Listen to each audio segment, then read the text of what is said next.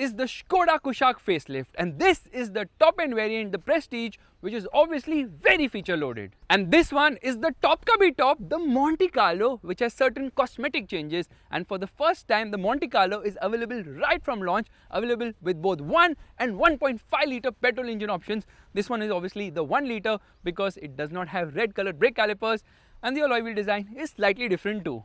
But today I am not going to be showing you the top end variants because I've already done a walk around on those cars earlier, and a lot of you are like, why don't you show us low variants? We are not interested to buy the expensive top end variants, and that's the reason I'm going to be doing a walk around of this car, the Classic Plus, which is the base variant of the Kushaq. But before we start, let me tell you how you can extract the best from cars like the Skoda Kushaq.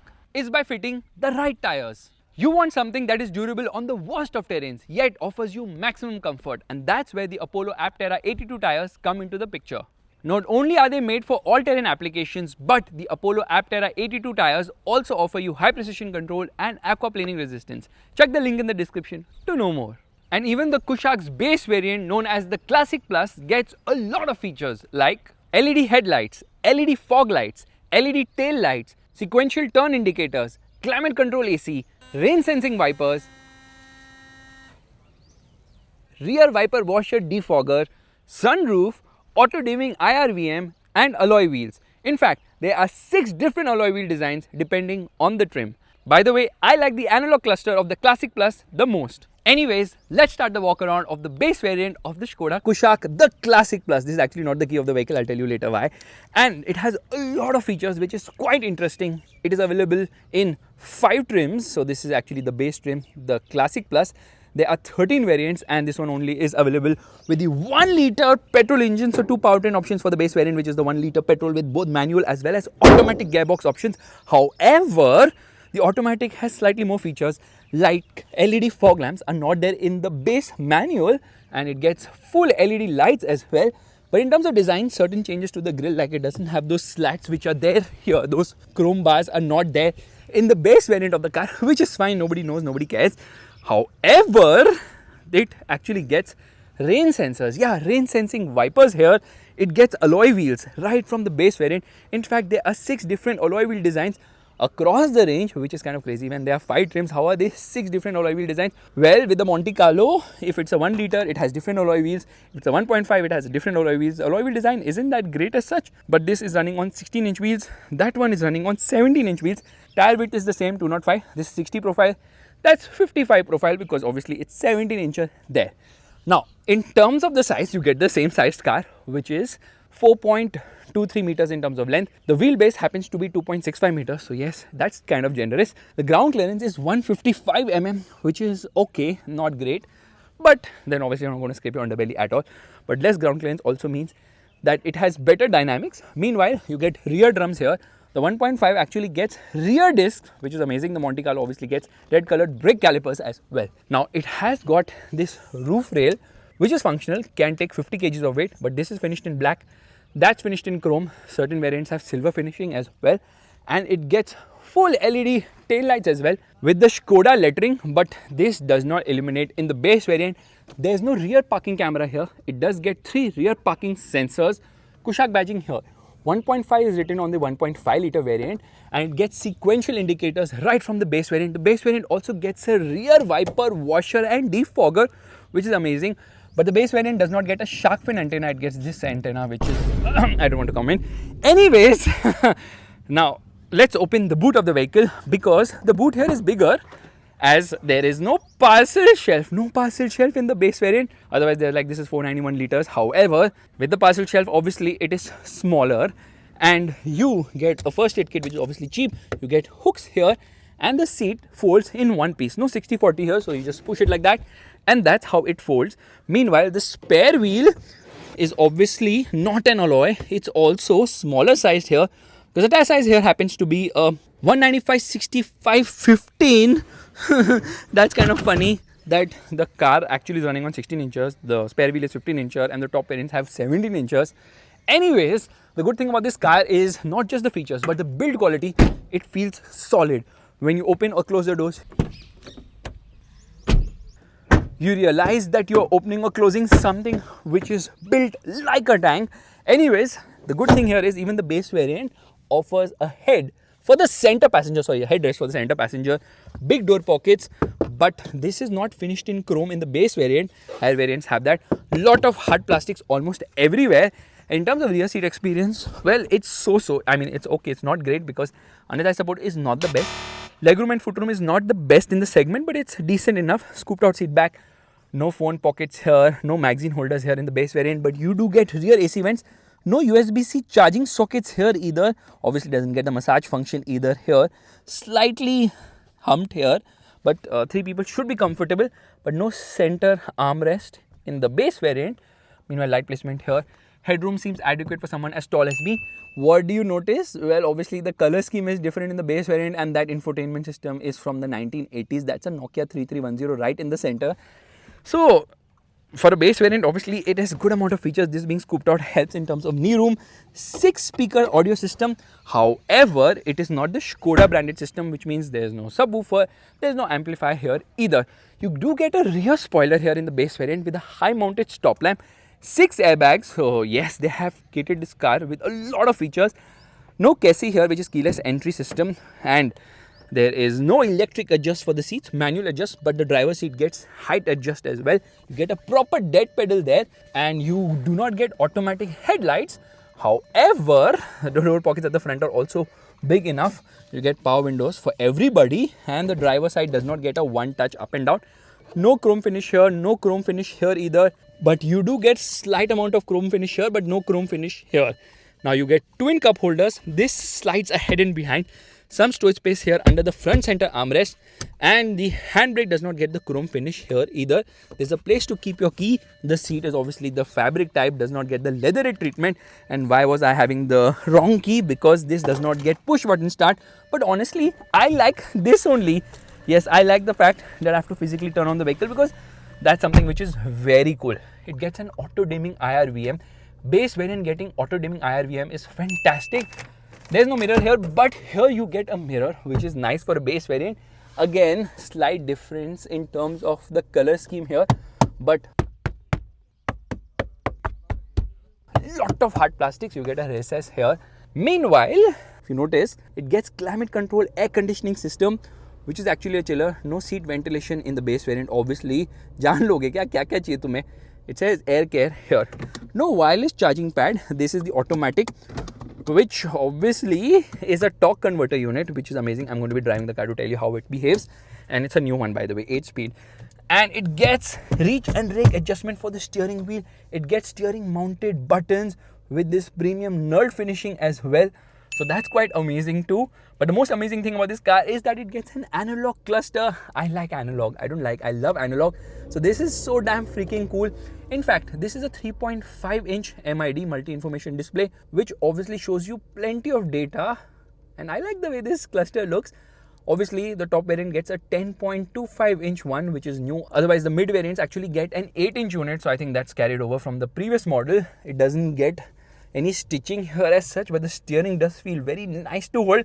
I like the cluster, but I don't like the infotainment screen, because this is Chintu Mintu. This is actually 7-inch in terms of size. It's really small, and you get a USB-A here for Apple CarPlay and Android Auto connectivity, because there is no wireless connectivity here, and there is no USB-C charging socket here either. So you just have one charging port in the vehicle. I didn't know charging ports are so expensive. Meanwhile, this is so plain and basic. Yeah, this is kind of weird. What is this with so much empty space? But again, this is the base variant, so anyways, you can go ahead and change this, obviously. Meanwhile, the big thing here is it gets a sunroof. Right from the base variant, you get a sunroof, which is quite amazing. Higher variants obviously get a panoramic sunroof. So this is nice. Yeah, sunroof is going to be the selling point of this car for sure, because obviously Indians love sunroofs, and this car has it. So Skoda has been clever in understanding what features it needs to offer and what features it needs to skip here. What song is that? Audio quality is not great here, but then that's kind of expected. The car doesn't feel bass in any way, because overall fit, finish and all is actually quite nice, other than the fact that it has got hard plastics and this is an eyesore. But come on, so many features in this car. Like, wow, Skoda has really outdone themselves in terms of offering a ton of features in the Kushaq, but there is no cool glove box here. Obviously, a lot of features have to be cut, otherwise what will be the difference between base and the top variants as such. By the way, the top variant gets an updated UI for the 10.25 inch screen here, actually 10.1 inch screen, which also now has Google Cloud AI connectivity, and you can watch YouTube videos here as well. By the way, they should have had more physical buttons. Some physical buttons are there, but for the air conditioning, physical buttons would be so damn freaking awesome. And the top variant gets dual color ambient lighting, only 2 colors, they need to add more colors. Meanwhile, Skoda claims that they've improved the AC performance of this car, which I can feel for sure because the AC was really poor in the earlier variant or in the earlier Kushaq. So yeah, that is definitely improved, which is a good thing. You get a ticket holder here, which is a very useful feature. And the horn, it's a single tone one in the base variant. Meanwhile, the higher variants get a dual tone horn. Let's go! Woo!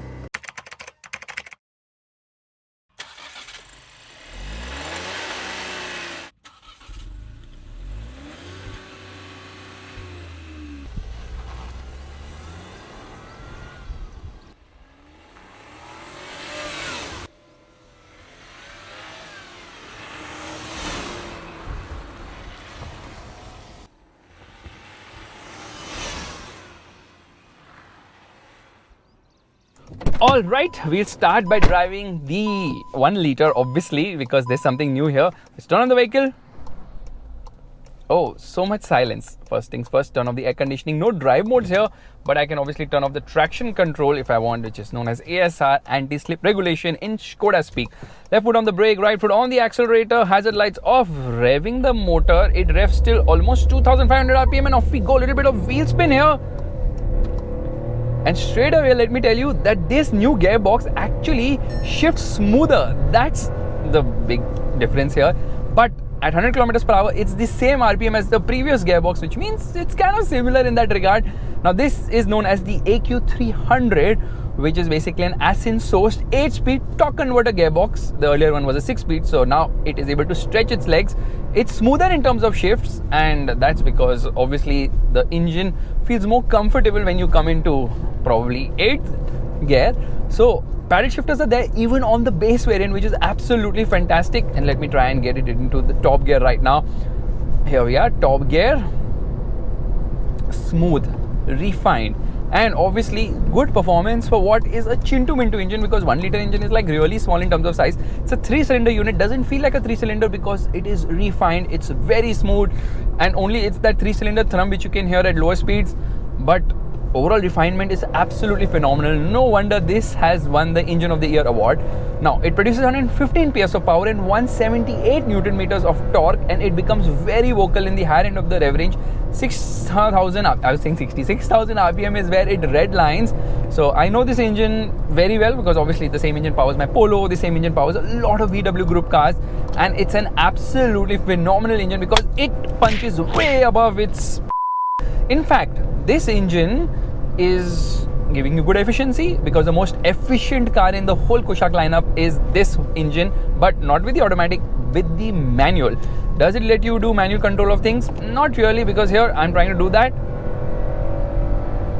It will upshift. Yes, it will upshift. So let me try and come into sport mode here. This engine has a lot of lag lower down, which you can obviously feel. So right off the bat, obviously it kind of struggles because you have to get over the turbo lag. There's plenty of it.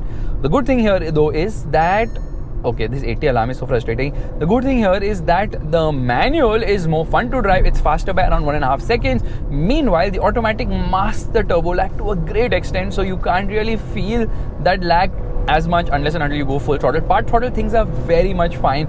They are just like okay for most people, like who seeking performance would opt for the 1.5 obviously, but this is a car which definitely offers good performance for the kind of displacement it offers. And there goes a Fortuner. Fortuner guys don't care about fuel efficiency. So in terms of fuel efficiency, there will be an improvement thanks to this new gearbox, which is actually quite nice. The only problem with torque converter gearboxes is that they sip fuel. So this is a real gearbox, but then real gearbox is also real automatic gearbox. So real automatic gearboxes also drink real fuel. That is the problem. So don't expect much efficiency if you drive pedal to the metal, and then with turbo, obviously, the more you rev it, the more it rewards the fuel pump by asking for more fuel in the car. So expect single digit numbers if spiritedly driven, but if you drive it sedately, this can extend to around 15 kilometers per liter, which is good fuel efficiency. Refinement levels are good, only thing is it becomes vocal in the higher end of the rev range. So that is how this engine behaves, and I think by updating this gearbox, Skoda has done at least something mechanically, because other than that, everything is the same mechanically, which means ride quality is great, handling is good, steering is phenomenal. All this really makes this such a joy to drive. What a phenomenal machine in terms of the driving feel. I really love the Kushaq, the way it drives. It doesn't drive like an SUV. Obviously, it's a front wheel drive. It drives more like a sporty crossover, which is fantastic, and people who like driving will obviously love this car because it just feels so feelsome, just mind-blowing. So why did Skoda have to, what is this Creta doing? How can you just like fly past like that?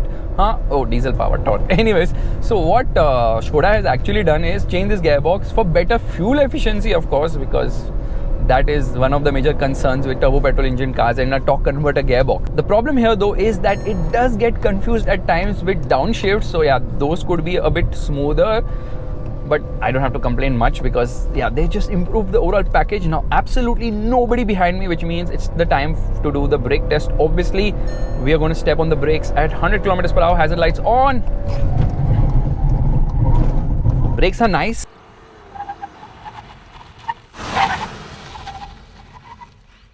But rear drums is not a good thing here. Anyways, it's time to test the acceleration of this car. Sport mode, left foot on the brake, right foot on the accelerator, hazard lights off, revving the motor, revs to 2000 RPM, and off we go. Little bit of wheel spin. Upshifting at 5500 RPM, that's a bit premature. Again in second also 5500 RPM. Come on, you need to rev further, bro. What are you doing? 5500 RPM again. 0 to 100 kilometers per hour in 10.7 seconds. Which is absolutely fantastic. I didn't expect that. No. There is no way the manual will be 1.5 seconds faster. Earlier it was, but this new gearbox actually makes a huge difference here. And thankfully I was able to launch this car, which is absolutely crazy. Okay, do we have a slope here? Yes, there's a minor slope. Otherwise this car can't be that fast. Expect around 11 seconds to go from 0 to 100 kilometers per hour. Maybe 11.2, which is again very respectable. Performance is absolutely phenomenal for a 1 liter engine. I didn't expect this car to be so good in terms of performance, but it really surprises you. Top speed, it should hit around 200 kilometers per hour. 204 kilometers per hour on the speedo is what the Slavia does, the Virtus do. I'm talking about the 1 liter. 204 kilometers per hour for a 1 liter engine is absolutely phenomenal. 1.5 also does the same because obviously they are also limited in that regard, but Volkswagen Group makes some amazing engines, and this 1 liter is by far the best small capacity petrol engine. No two ways about it. I know Hyundai has also made a 1 liter engine, which they have tried to do a carbon copy of this engine, but then, you know, original is original always. So we're going to launch the car again, and I think there's again a slope. This road is not having any straight whatsoever. Anyways, left foot on the brake, right foot on the accelerator, and come on, rev. This time let's launch it in manual, and off we go. A little bit of wheel spin. Okay, now it's revving around 200 RPM further. Oh my god, upshifting at 6000 RPM. Earlier it was upshifting at 5500 RPM. Top end is also good. So engine has lag lower down, mid range is nice, top end is good, and 0 to 100 km per hour in 10.44 seconds. Similar slope here as well. Absolutely amazing. But then if you're the kind of person who's buying this car for obviously driving feel, then you would obviously want to get the 1.5 liter engine equipped Kushaq, because let's be honest, that is the advantage, or the big advantage the Kushaq has over the Kailak. Otherwise, Kailak offers you almost 80% of what the Kushaq does. Just the Kushaq is slightly bigger, but then you end up paying 22% more tax to the government. So let's jump into the 1.5. And talking about Skodas, that one is probably a diesel. Who cares, because diesel is out. Anyways, this one is just amazing in terms of performance, because you can instantly feel this engine is way more superior. It's a 1.5 liter 4-cylinder engine, makes 150 horsepower and 250 Newton meters of torque. So naturally, it should be faster to go from 0 to 100 kilometers per hour. Let's turn on this off-road display because we can. Let me turn off the traction control because we can. And instantly, I feel that there's like a rocket right behind the car because the performance is so much better here. because obviously there's no replacement for displacement, there's no replacement for cylinders, and there's no replacement for power, because 35 horsepower more here, and the torque output is more by 72 Newton meters. That's considerable. Obviously this car weighs slightly more, around 25-30 kgs more when compared to the automatic version of the 1 liter. Meanwhile, that one weighs around 30 kgs more when compared to the manual. So 1250, 1280, 1320, those are the weights from the 1 liter manual to the 1 liter automatic to the 1.5, this one. Now this is the Monte Carlo, which has this red treatment, which is just amazing. I love the cluster, very nicely done, and I love the crimson treatment on the dashboard. Beautiful, very subtle, very nice, and so sporty too. Same is the case with the seats, with the red stitching and all. I can praise the design elements endlessly because it's just so freaking damn awesome here. Viper test randomly because I can. So cluster modes different here, I mean, when compared to the base variant, obviously, and the handling is really nice. In fact, it is definitely this one, the 1.5, which handles and rides better because there's more weight at the front. So somehow I feel that is good, and obviously the handling is also better because first and foremost there's so much punch now, so you naturally feel you're having more fun while driving this car. And because it has got rear discs, obviously performance is also better. There's a new cluster mode here. I think this is probably specific to the Monte Carlo. Amazing. Engine sounds really nice. In fact, turbo lag is decently well contained. I think the 1 liter obviously has more turbo lag. Meanwhile, mid-range is good and top end is absolutely phenomenal. Look at the way it goes. Yeah, very nice. So amazing ride, amazing handling, amazing steering feel also. Steering is light at lower speeds but weighs up beautifully well at high speed. So when you push the car, you're going to really enjoy it because it just feels so good to drive. Body roll is very well contained here. What a machine. Using the paddles to make shifts, but no complete manual control of things. It will upshift even when you are in manual mode. So here you are in manual, it will upshift.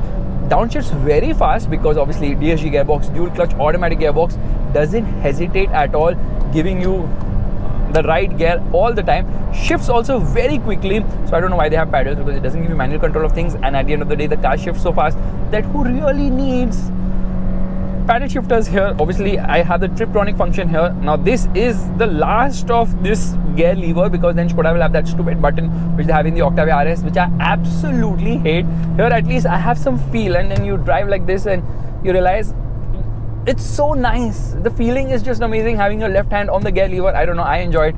EV guys will not understand the feeling at all. So no drive modes here. Skoda should be offering drive modes. I don't know why they don't do that. Only drive mode here happens to be gearbox, which you can shift between drive, sport and manual, of course. And what is this? So many Fortuners. Chal kya raha hai yaar? Huh? Everyone has a Fortuner here or what? So anyways, let's launch the car again. Let's do the brake test. Hazard lights on.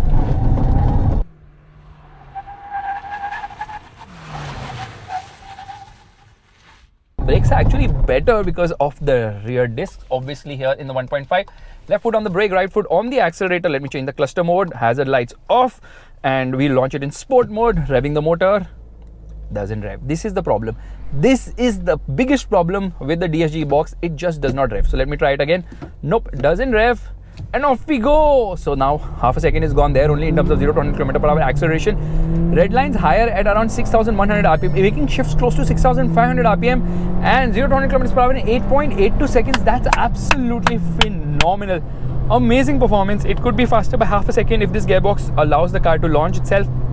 No, but there's no manual also. If there was a manual, that would have been crazy. The kind of wheel spins you can do, out of the world. Unfortunately, you can't do it here because this gearbox just does not let you launch the car.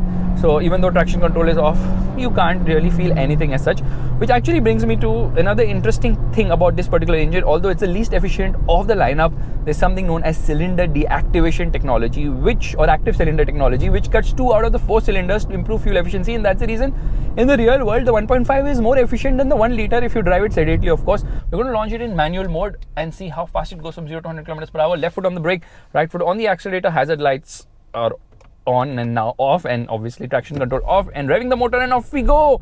That lag, that really kills the performance, unfortunately. 0 to 100 km/h in 8.88 seconds. Fast but not furious. Did you hear that sound? Some weird sound was coming from somewhere, I don't know. Anyways, we'll launch the car again. I don't know why it doesn't launch only. Come on, come on, come on, come on, come on. Yeah. just doesn't get off the line fast enough. But expect single digit numbers if you drive it like this, 0 to 100 kilometers per hour. It didn't record only, it didn't care about it. So in the real world now, this will return almost double digit numbers if you drive it very sedately, which you can definitely do, because in the city, obviously, where will you push the car hard and fast? Extremely smooth, extremely refined, definitely more smooth and refined when compared to the 1 liter engine. But this gearbox is a bit confused at times and can be jerky at lower speeds. So I think for Indian conditions, the torque converter works definitely better, but the shift speed and quality here is just so much better. Fuel tank capacity 50 liters, which is big, because usually cars in this segment have a smaller fuel tank, around 45 liters or something of that sort. Which actually brings me to the variant lineup. There are 13 variants, out of which there are 5 trims. So the base trim, which I have shown you in the walk around in this particular video, the Classic Plus, that's available with basically the first 3 variants from down to up. They're only available with a 1 liter engine with both manual and automatic gearbox options. And the top 2 trims, the Prestige as well as the Monte Carlo, are available only with automatic. So 1 liter automatic and 1.5 liter automatic. So only the Prestige and Monte Carlo have the 1.5 liter engine option. Otherwise, that engine option is not available at all in the lower variants. Maybe Skoda should offer the Classic Plus with a 1.5 liter manual. That would be amazing, but nobody really bought the manual, so Skoda's like, whatever. In fact, I think we should launch the car once again. Nice, clean, empty piece of road. Let's just launch the car in sport mode and see what does it do, because I believe this car can go faster still. Hazard lights off, revving the motor and off we go. This doesn't rev only. That's the problem. It doesn't rev only. No, yeah, this gearbox, in order to try and save the gearbox, they are making this car slower by at least half a second, maybe even more. Just doesn't get off the line quick enough, and that's the reason why you can't really have fun while launching this car. 0 to 100 kilometers per hour in 8.58 seconds. So you pay more for the 1.5 and you definitely get more in terms of performance as well. Phenomenal performance. What a joy to drive this car. And not just the performance, not just the engine, but the chassis is by far the best in the segment. Now the Renault Duster is coming through. And off we go. Lot of wheel spin. So obviously things could change a bit, but trust me on this, they have done a phenomenal job in terms of the platform, the engineering, and obviously the ride and handling balance. Very nice here indeed. Now check this, downshifts, okay?